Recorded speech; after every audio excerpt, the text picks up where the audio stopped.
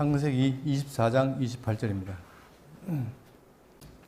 소녀가 달려가서 이 일을 어머니 집에 알렸더니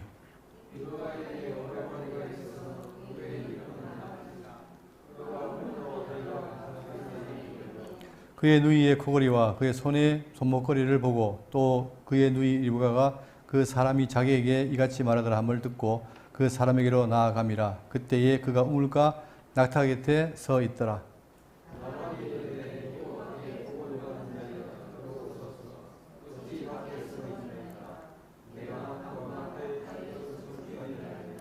그 사람이 그 집으로 들어가매 라반이 낙타의 짐을 부리고 집과 사료를 낙타에게 주고 그 사람의 발과 그의 동행자들의 발 씻을 물을 주고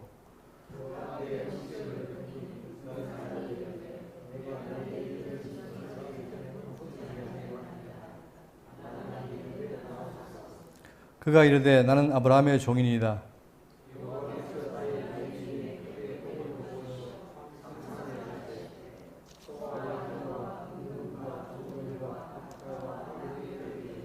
다 같이요. 나의 주인의 아내 사라가 노년에 나의 주인에게 아들을 낳음에 주인이 그의 모든 소유를 그 아들에게 주었나이다. 아멘. 오늘 강론 제목은 이삭과 리브가의 결혼의 제목을 붙였습니다. 그런데 보시면 아시겠지만 24장이 왜 이렇게 깁니까? 총 67절이죠. 자, 그러면 길다는 얘기는 뭐예요? 할 말도 많지만 이 내용이 중요하겠지, 그죠? 우리는 지난 시간에 이제 어렵게 사라가 90세에 아들을 낳았고 그리고 127세에 죽었습니다. 죽어서 그가 죽은 곳을 이제 장사하기 위해서 막벨라굴을 구매했죠. 최초로 이제 가나안 땅에 땅을 구해서 장사합니다. 그리고 이제 이어서 바로 뭐냐 이제 이삭을 장가 보내게 되는데 문제는 뭐냐면 아브라함이 자기의 종 엘리에셀을 보내가지고 하는 말이 뭐냐면 자 반드시 이 며느리를 구하되 이 집안 가난한 사람에서 구하지 마라. 그리고는 뭐예요? 내 고향 내 족속에 가서 거기서 아들을 위하여 아내를 택하라. 그 말을 듣고 갑니다. 어디로 가냐면 여기가 지금 자 부엘라 헤로이에요. 헤브론.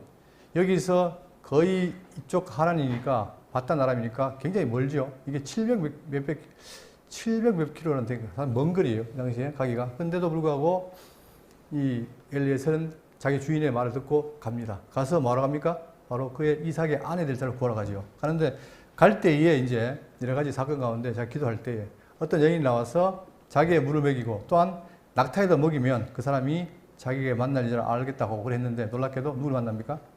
바로 리브가를 만나는 거죠. 근데 리브가가 난 것도 그 전에 벌써 이 족보를 말하면서 리브가와 라반이 낳을 것을 미리 얘기를 했어요.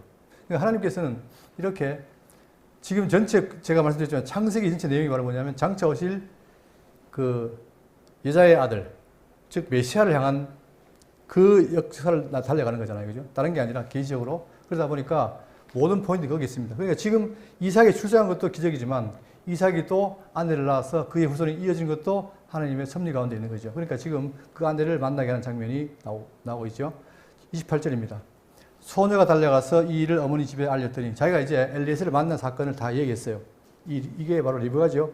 자기 어머니가 말하니 리브가에게 오라버니가 있어 그의 이름은 라반이라. 그가 우물로 달려가 그 사람에게 이르러 그의 누이의 코걸이와 그 손의 목걸이를 보고 또 그의 누이 리브가가 그 사람이 자기에게 이같이 말하더라함을 듣고 그 사람에게 나아감이라. 그때에 그가 우물가 낙타 곁에 서 있더라.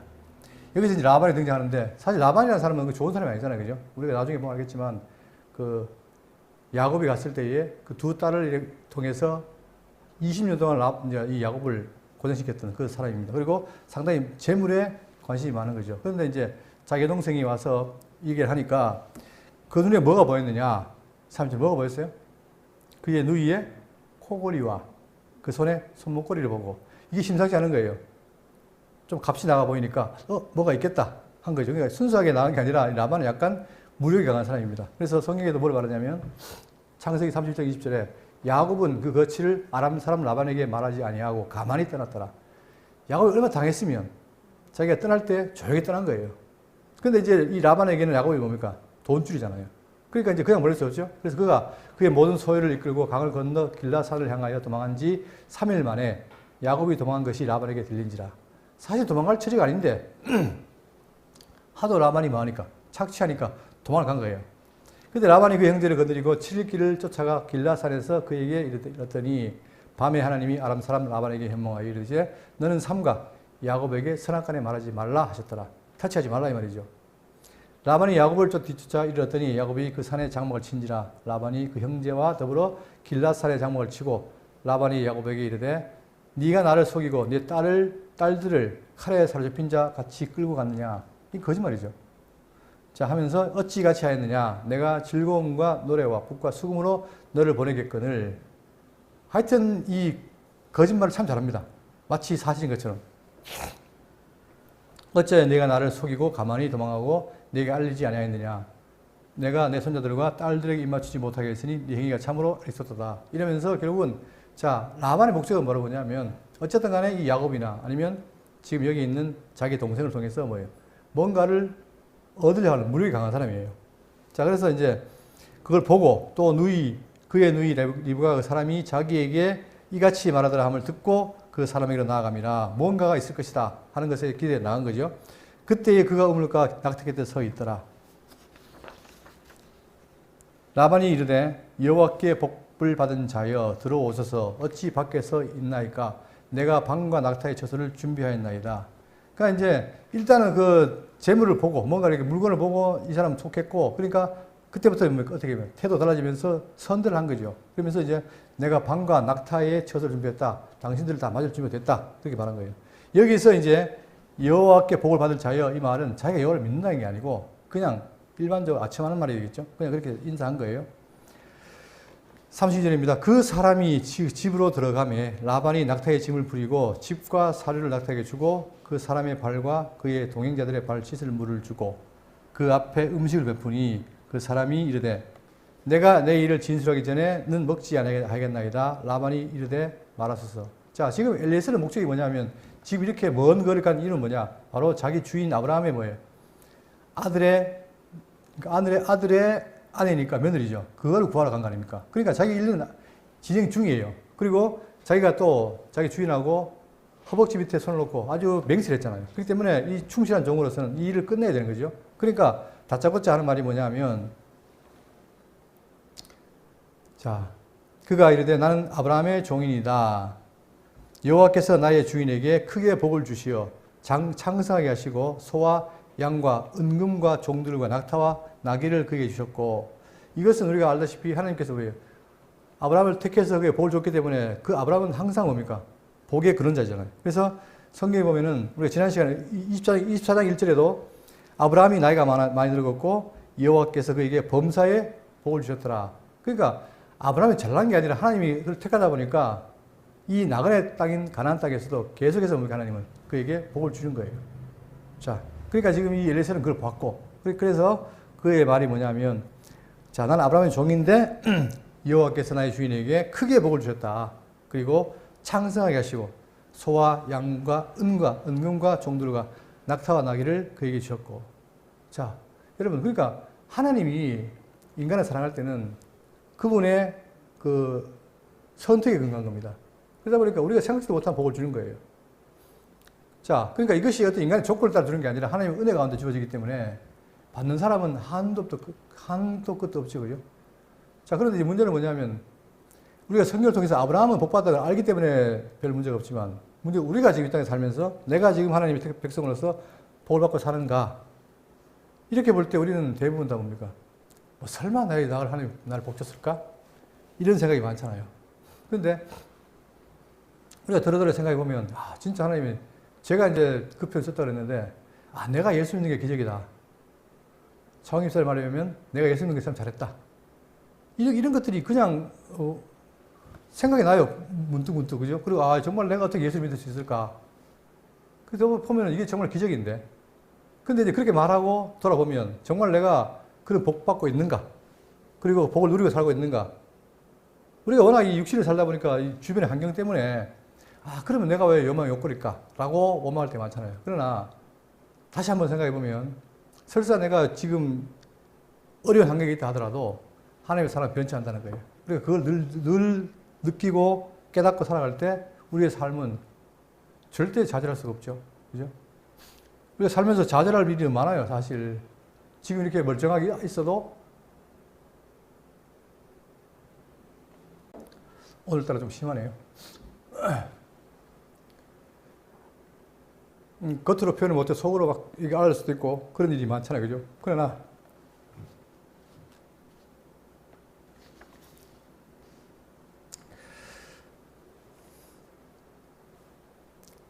그렇다 하더라도 하나님이 나를 보호하고 지킨다는 그 사실을 우리가 믿고 산다면 그보다 행복한 게 있습니까? 자, 그런데 지금 아브라함은 바로 이렇게 하나님께서 그를 보호하고 늘 복을 줬다는 사실을 말하고 있습니다. 그러면서 36절 나의 주인의 아내 사레가 노년에 나의 주인에게 아들을 낳으며 주인이 그의 모든 소유를 그 아들에게 주었나이다. 그렇죠. 이 아브라함에게는 이스마엘도 있습니다. 그렇지만 왜 이삭이 있느냐? 이삭은 바로 뭐예요? 약속된 아들입니다. 그러니까 종의 아들이 아니라 약속의 아들이다 보니까 그에게 하나님 복 줄 것을 약속했잖아요. 그러니까 지금 모든 복이 누구에게? 이삭에게 주어졌다라고 지금 말하고 있어요. 그러니까 지금 내가 바로 이 이삭의 아내를 구하러 왔다. 자, 이 말이 누구에게? 라반에게는 또 뭐예요? 욕심으로 들릴 수 있죠. 그죠? 자, 그런 것처럼 어쨌든 지금 이 엘리에셀은 충실자기를 하고 있고 그 다음에 자기가 지금 소개할 그 이삭에 대한 설명을 했습니다.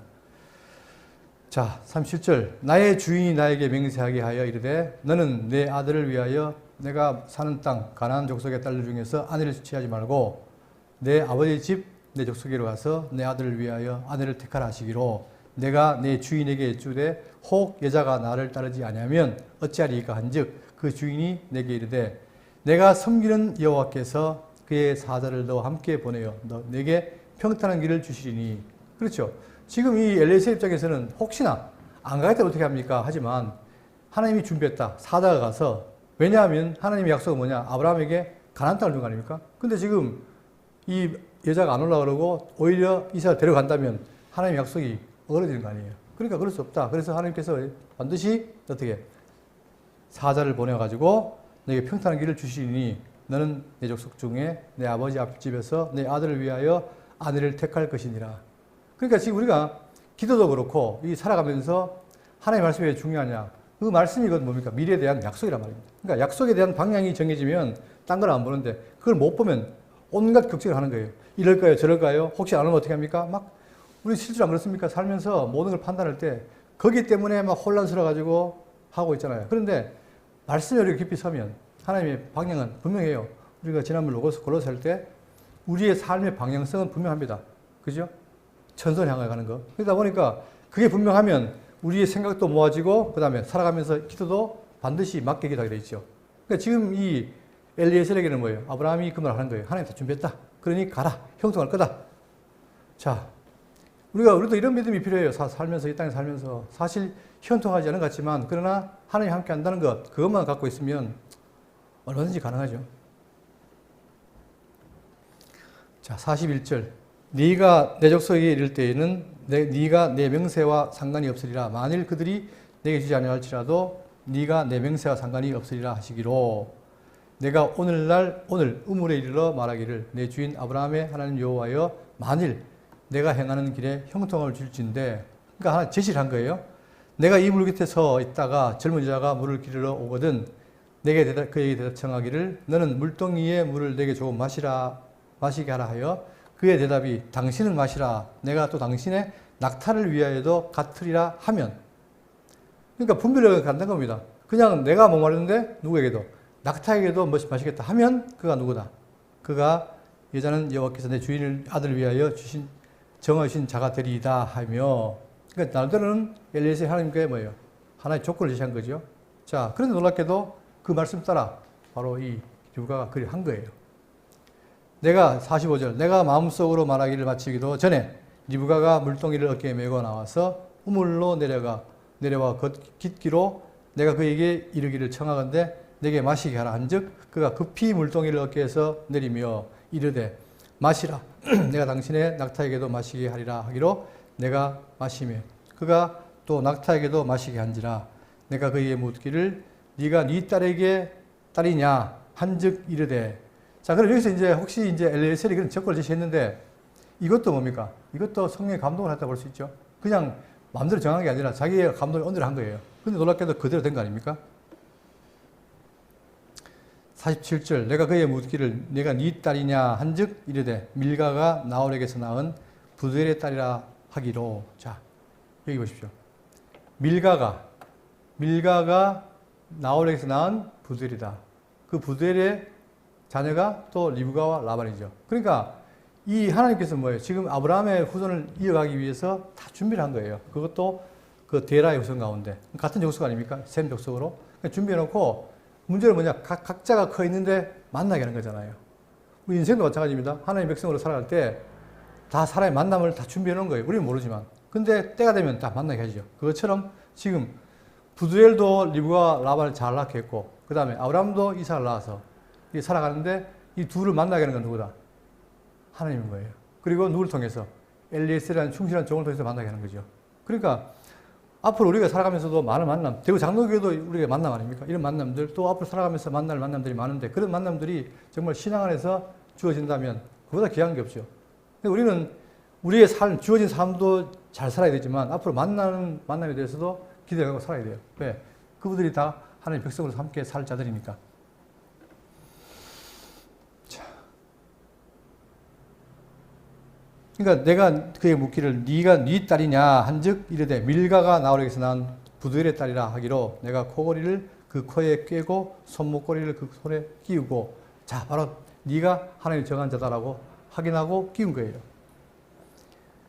그러니까 지금 이것이 뭡니까? 하나님의 계획대로 했다는 사실을 확인하는 거죠. 그러니까 지금 엘리에셀은 그렇게 보고 있는데 라반은 그게 안 보이고 그냥 이 코골이 이 돈 나가는 거 거기만 관심이 있잖아요. 우리도 마찬가지 이런 시각이 있을 때 뭘 보느냐, 껍데기를 보느냐, 그 속의 내면을 보느냐, 이게 이제 우리 신앙의 눈이 커지는 건데 그런 게 필요합니다. 그러니까 지금 세상은 다 뭡니까? 외부를 보는 거예요, 외부. 그래서 우리가 지난번에 얘기했지만 야고보서 기자가 말하기를 이게 이제 실제 상황 아닙니까? 교회에 누가 왔을 때 정말 부자가 막 화려하게 입고 왔을 때 그 사람 앞에 앉으라 그러고 그 다음에 가난한 자 정말 누가 봐도 같이 할 수 없는 자가 오면 저 뒤에 앉으라. 이런 것들이 차별 아닙니까? 근데 그게 우리는 다 뭘로 봐요? 설사 그 사람의 내면을 못 보니까 그냥 껍데기만 가지고 판단하는 거 아닙니까? 그럴 때에 그걸 야곱을 뭐라 하냐? 그게 바로 세속주의다 말하는 거예요. 근데 우리가 살면서 거의 세속주의 아닙니까? 왜 말씀을 배워야 되느냐? 그 세속주의를 이기기 위해서는 말씀밖에 없는 거예요. 제가 그때 예를 들었지만 제가 참 마음이 아팠는데 제가 장안정환교 있을 때 그때 굉장히 이분이 글도 잘 쓰고 똑똑한 분이에요. 그런데 몸이 완전히 그 중증 이거예요. 그러니까 그거를 그 사람이 오는 거를 굉장히 싫어하는 거예요. 왜냐하면 당신은 장애인이니까 장애인이라고 올려라 이런 식이죠. 이게 말이 안 되는 거잖아요. 그 사람의 속에 뭐가 있는지를 모르는 거죠. 그런데 참 그런 것들이 우리가 살면서 이런 구분하는 거 이것은 아주 안 좋은 거죠. 그리고 우리 말씀을 배운다는 게 딴 게 아니라 그걸 잘 분별할 줄 알아야 되는데 지금 여기에 대해서 마찬가지 우리가 이 라반과 그 다음에 이 엘레셀 또는 리브가의 어떤 모습을 보면 이런 것도 우리가 확인할 수 있는 겁니다. 내 주인 아브라함의 하나님 여호와께서 나를 바른 길로 인도하사 나의 주인의 동생의 딸을 그의 아들을 위하여 택하게 했으므로 내가 머리를 숙여 그에게 경배하고 찬송하였나이다. 그러니까 결국은 이 엘레셀은 뭐냐? 주인의 하나님이 만나게 했으니까 오히려 주인 하나님께 찬송한다. 그죠? 그러니까 우리가 범사의 모든 걸 다 하나님이 정하시고 하시기 때문에 우리의 결국 궁극적인 찬양의 대상은 바로 하나님이라는 사실. 자, 이제 당신들이 인자함과 진실함으로 내 주인을 대접하려거든 내게 알게 해주시고 그렇지 아니할지라도 내게 알게 해주셔서 내가 우로든지 자로든지 행하게 하소서. 이 말은 뭐냐면 지금 엘리에셀의 목적은 뭡니까? 자기 주인의 아들의 아내를 구하는 거 아니에요. 그죠? 근데 지금 만약에 여기서 다 진행돼가지고 좀 하나님이 정한 자 같은데 만약에 리브가의 아버지나 그 다음에 오빠나 어머니가 노 해버려 어떻게 돼요? 그러면 어떻게 됩니까? 또 구하러 가야 될 거 아니에요. 그러니까 자 어쨌든 간에 좌로든지 우로든지 내게 행하게 해달라. 그 말은 빨리 답을 달라 이 말이에요. 그때에 라반과 부두엘이 대답하여 이르되 이 일이 여호와께로 말미암았으니 우리는 가부를 말할 수 없노라. 하나님 뜻인데 내가 어떻게 가부를 말하겠느냐. 그냥 알아서 해라 이 말이겠죠. 뜻대로 해라. 리브가가 당신 앞에서 있으니 데리고 가서 여호와의 명령대로 그를 당신의 주인의 아들의 아내가 되게 하라. 아브라함의 종이 그들의 말을 듣고 땅에 엎드려 여호와께 절하고 은금 폐물과 의복을 꺼내어 리브가에게 주고 그의 오라버니와 어머니에게도 보물을 주니라. 즉 아내를 구할 때 줄 모든 그 준비된 물건들, 그죠? 귀한 것들을 다 줍니다. 자, 이에 그들 곧 종과 동행자들이 먹고 마시고 유식하고 아침에 일찍 일어나서 그가 이르되 나를 보내어 내 주인에게로 돌아가게 하소서. 자, 바로 그 일이 있은 다음 날 바로 가려고 하는 거예요. 그만큼 엘리에셀은 뭡니까? 오로지 일념이 뭐예요? 주인의 일을 성사시키는 거, 그거잖아요. 거기에 있다 보니까 한치도 지체할 수 없는 거죠. 그러니까 바로 간다는 거예요. 그러면 바로 가면 물론 뭐 엘리에셀은 좋겠지만 지금 이 부두엘과 어머니와 오빠는 어떻게 해요? 하루아침에 딸을 보내는 거니까 그래도 뭔가 좀 있어봐라 이거 아니에요, 그죠? 좀 뭔가를 지나고 준비가 되면 가버리겠다. 그래서 55절 리브가의 오라버니와 그의 어머니가 이르되 이 아이로 하여금 며칠 또는 열흘을 우리와 함께 머물게 하라. 그 후에 그가 갈 것이니라. 아마 제가 그렇더라도 그랬을 거예요. 하루아침에 지금 보내야 되는데 그것도 작별할 시간도 없이 간다. 너무 하지 않느냐. 그러니까 내가 좀 더 여유를 두고 이제 서로 헤어질 준비가 되고 하면 좋겠다. 이랬는데 누가 깹니까? 산통을. 예? 딸이 깨는 거예요, 딸이. 자, 그 사람이 그들에게 이르되 나를 만류하지 마소서. 여호와께서 내게 형통한 길을 주셨으니 나를 보내어 내 주인에게로 돌아가게 하소서. 그들이 이르되 우리가 소년을 불러 그에게 물으리라 하고 리브가를 불러 그에게 이르되 네가 이 사람과 함께 가려느냐. 그가 대답하되 열흘 더 있겠습니다. 아니고 가겠나이다. 이랬을 때 이 아버지와 어머니와 오빠가 어떻겠습니까? 키워놨더니 참 그런 거 아니겠습니까? 근데 이제 이것도 제가 볼 때는 리브가의 어떤 신앙적인 답변이겠죠. 물론 뭐 어떤지 속은 모르겠지만 가겠나이다 이 나온 거예요. 그러면 부모한테 학대받았나? 잘 모르겠지만 바로 답하니까 그들이 그 누이 리브가와 그의 유모와 아브라함의 종과 그 동행들을 보내매 어쩔 수 없이 딸이 가겠다니까 보낸 거예요. 자, 근데 60절 리브가에게 축복하여 이르되 우리 누이여 너는 천만인의 어머니가 될지어다. 내 씨로 그 원수의 성문을 얻게 할지어다. 지금 이 부두엘이라든가 아니면 리브가의 어머니하고 그 다음에 라반은 뭐예요? 여호와 신앙이 그렇게 없어요. 근데도 이 말이 뭡니까? 일반적으로 그냥 그 당시에 하는 축복을 한 거예요.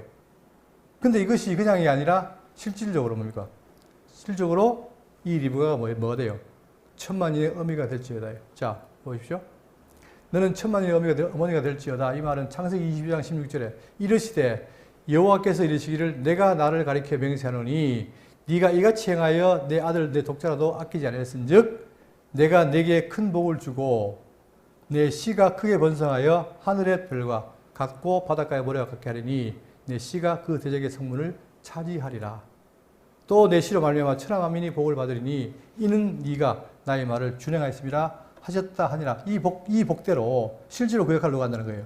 리브가가 바로 이 천만인의 어미가 될지라는 약속이 자기들이 모르고 일반적으로 했으나 실제로 이 말씀이 뭐가 된 거예요? 사실이 되어서 바로 나중에 그것이 이루어지는 거죠.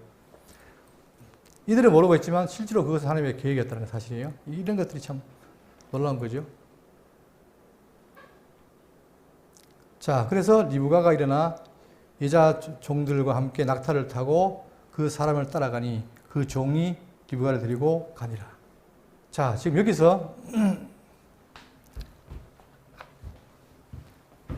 이삭, 그 다음에 리브가. 지금 여기서 중간에 다리를 누가 놓습니까?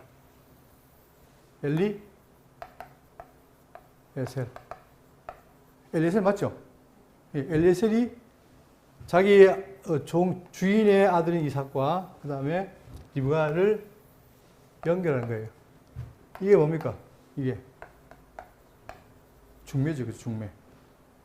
자, 그런데 이 역할이 이것은 바로 뭐냐? 이게 구약의 사건인데 이것은 장차 이루어질 일에 대한 예표요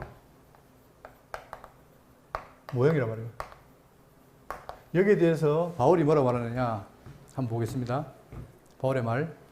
고린도후서 11장 2절에 내가 하나님의 열심으로 너희를 위하여 열심을 내노니 내가 너희를 정결한 처녀로 한 남편인 그리스도께 드리려고 마음이다.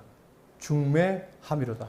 그러니까 바로 이 사건은 뭐냐? 구약의 엘리에셀이 이삭과 리브가를 만나게 하는 것은 이삭은 바로 뭐냐? 장차 오실 예수 그리스도 메시아에 대한 예표 아닙니까? 결국은 이삭도 낳을 수 없는 자가 난 거예요. 그죠? 아버지가 100세, 어머니가 90세. 형수가 끊어지고 도저히 낳을 수 없는 상황에서 하나님 기적적으로 낳게 한 거 아닙니까? 그것처럼 예수 그리스도도 누구에게 낳습니까? 엄마가 누구예요? 마리아 아닙니까? 근데 요셉의 아버지지만 요셉이 마리아와 관계를 해야 하네요. 안 한단 말입니다. 그때 하나님께서 뭐예요? 성령으로 잉태하게 해서 예수님을 낳게 했잖아요. 그러니까 이 이삭은 바로 예수 미시아의 예표인데 놀랍게도 이 예수님이 장차 뭐예요? 결혼을 합니다. 누구와? 이분이 뭐예요? 머리죠. 교회 머리. 그리고 몸인 교회. 이 교회를 누가? 중매를 누가 합니까? 바울이 한다는 거예요. 이게 교회인 거예요. 그러니까 이 교회는 바로 뭐예요? 머리이신 그리스도, 즉 우리의 신랑이신 그리스도에 대한 신부입니다. 신부.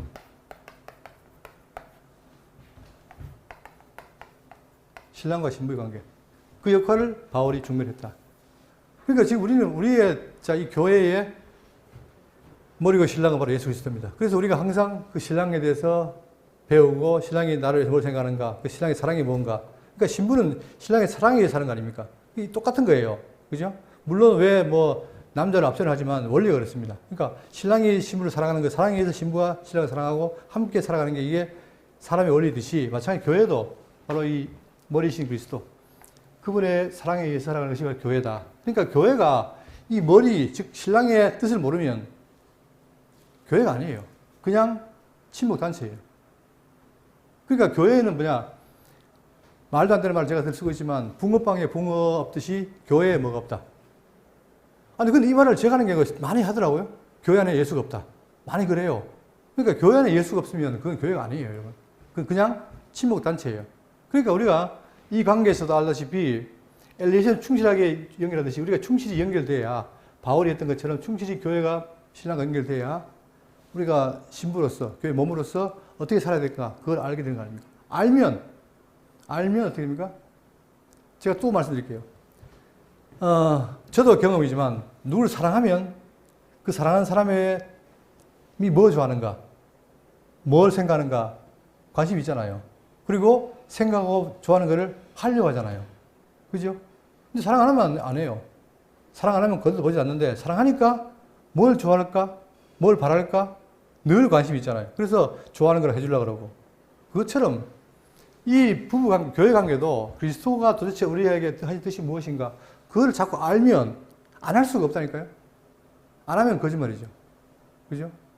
근데 보니까 사랑할 때는 이유가 없어요. 그냥 해요, 그냥. 그죠? 그냥 하더라고. 아니, 이걸 하면 내가 뭘 받는다, 뭘 계산하는 게 아니라 그냥 해버려요. 그것처럼 교회도 우리가 신앙이신 그리스도의 뜻을 알면 그 사랑을 내가 받으면 잘하게 됩니다. 그게 교회 생활이고, 교회의 삶이고. 그래서 이 부분을 꼭 깊이 생각하시고, 지금 이 사건은 바로 뭐냐?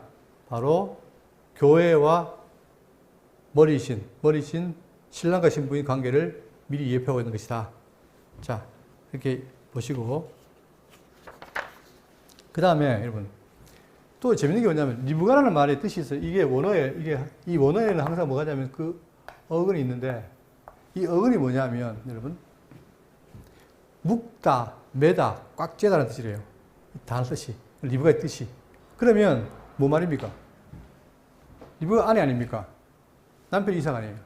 교회가 아내고 신랑이 머리잖아요. 그럼 어떻게 됩니까?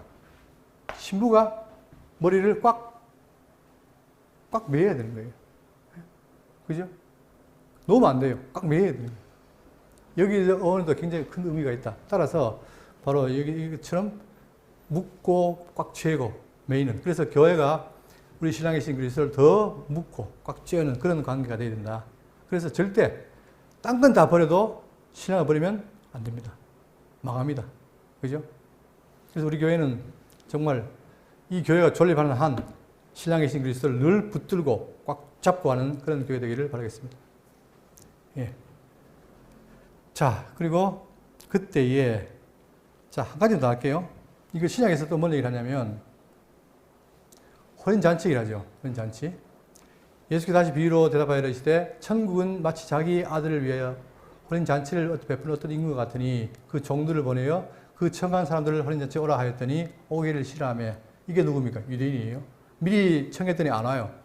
다시 다른 종들을 보내며 이르되 청한 사람들에게 이르기를 내가 5천을 준비하되 나의 소와 살찐 짐승을 잡고 모든 것을 갖추었으니 혼인잔치에 오셔서 하라 하였더니 그들이 돌아보지도 않고 한 사람은 자기 밭으로 한 사람은 자기 사업하러 가고 그 남은 자들은 종들을 잡아 모욕하고 죽이니 임금이 노하여 군대를 보내요.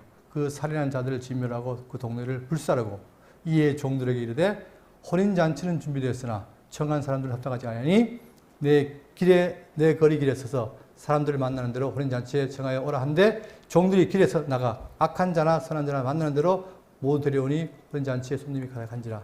그래서 우리가 지금 이 교회에 모인 거 아닙니까? 근데 중요한 게 있어요. 뒤에 여기 안 나오지만 뭐 나옵니까? 뭘 준비해야 돼요? 그렇죠. 생활 예복이 있어요. 예복이 없으면 다 쫓겨나요. 그러니까 그 예복이 뭡니까? 오늘 우리가 배웠던 뭐죠? 예수 그리스도의 이분의 속죄 사역. 이 속죄 사역으로 의의 옷을 입은 자들만 가능하다는 거예요. 이게 없으면 아무리 교회에 있어도 뭡니까? 껍데기만 있는 거예요. 그러니까 우리가 지금 여러분이 앉아 있어서 지금 예수를 그리스도 고백한다는 것은 뭐냐? 그분의 의의 옷을 지금 입고 있다는 거예요. 이게 엄청난 거 아닙니까? 이게 세상에 어떤 옷보다도 귀한 거 아닙니까? 예? 나의 모든 더러움과 치유와 이런 부끄러운 걸 다 덮어버린 거 아니에요.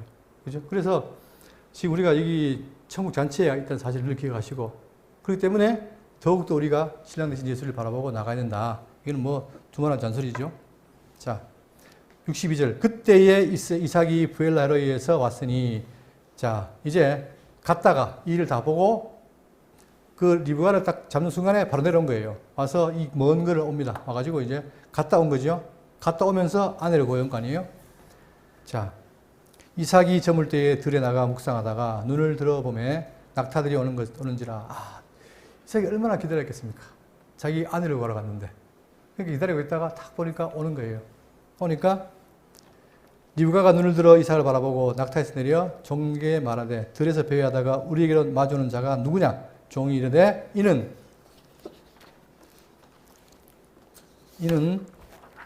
주인이다. 리브가가 노을을 가지고 자기 얼굴을 가리더라. 이게 바로 뭡니까? 이 리브가와 이삭의 첫 만남이죠. 그냥 그리면 그리다가 이제 만난 거예요. 만나니까 부끄러우니까 딱 노을을 가리죠. 종이 그 행한 일을 다 이삭에게 아뢰되 이삭이 리브가를 인도하여 그의 어머니 사라의 장모로 드리고 그를 맞이하여 아내로 삼고 사랑하였으니 이삭이 그의 어머니를 장례한 후에 위로를 얻었더라.